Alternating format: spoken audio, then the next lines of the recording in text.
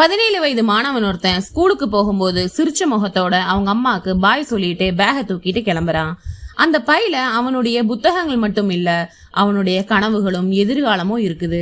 அந்த அன்னைக்கு காலையில பள்ளி பைய தோல்ல சுமந்து 4 மாடிகள் கொண்ட பள்ளி கட்டடத்தின் படிகளை ஏற முடியாம ஏறி கிளாஸ் ரூம்ல போய் உட்கார்ந்தான். கொஞ்ச நேரம் கழிச்சு திடீர்னு மயங்கி விழுந்துட்டான். நண்பர்களும் ஆசிரியர்களும் அவனுக்கு உதவி செஞ்சு ஹாஸ்பிட்டலுக்கு கூட்டிட்டு போறாங்க. ஹாஸ்பிட்டல்ல ஆக்சிஜன் பற்றாக்குறையினால அவன் இறந்துட்டான்னு சொல்றாங்க. அதிகப்படியான புத்தகங்களை கொண்ட பள்ளிப்பையை சுமந்து 4 மாடிகள் கொண்ட படிகளை ஏறினதால லோ பிரஷர் ஆகி இதயத்துக்கு போற ரத்த ஓட்டம் குறைஞ்சு இறந்து போனதா சொல்றாங்க. பையனோட எதிர்காலத்தை நினைச்சு பெரிய கனவுகளோடும் ஆசைகளோடும் இருந்த அவங்க அம்மாக்கு இது ஒரு பெரிய பேரிழப்பு தான்.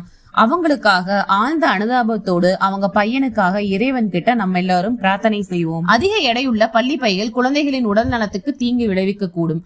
பள்ளிகள் மாணவர்களின் பையை சரிபார்க்க வேண்டும். தேவையான புத்தகங்களை மட்டும் கொண்டு வர சொல்ல வேண்டும். பெற்றோர்கள் குழந்தைகள் தினமும் எவ்வளவு சுமை சுமக்கிறார்கள் என்பதை கவனிக்க வேண்டும். அரசு மற்றும் கல்வித்துறை பையில்லா நாள் அல்லது டிஜிட்டல் லேர்னிங் போன்ற நடைமுறைகளை விரிவுபடுத்த வேண்டும். உடற்பயிற்சி மற்றும் மருத்துவ பரிசோதனை போன்றவை மாணவர்களுக்கு அவசியம். CPR ட்ரைனிங் முறை பற்றின பாடம் மாணவர்களுக்கு மிகவும் அவசியமாக கற்றுக் கொடுக்க வேண்டும்.